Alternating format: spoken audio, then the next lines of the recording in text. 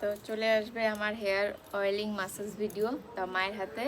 তোমাদের একটা দারুণ কথা, মানে পুরো একদম ব্রেকিং নিউজ একটা দিচ্ছি, সেটা হচ্ছে আমার চুলগুলোকে কাটবো, ঠিক আছে? অনেক বড় হয়ে গেছে, মানে দেখাও চুলগুলা,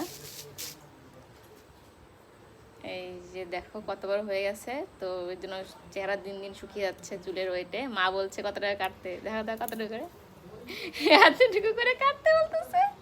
তো যাই হোক, হেয়ার কাট ভিডিও আসবে। তোর দাম বেশি। তো এখন তোমরা বলো কোন হেয়ার কাটটা আমাকে মানাবে, এখানে কমেন্ট করবা। তো আমি চুল কেটে ফেলবো, না যে আমার না কাটা ফেলা লোক দেখ তেল দেখ। তো এর জন্য চুলটা কাটবো আমি। তোমরা কিন্তু অবশ্যই কমেন্ট করবা কোন কাটটা কাটলে মানাবে, ভালো লাগবে, ঠিক আছে? এর জন্য এই ভিডিওটা করা।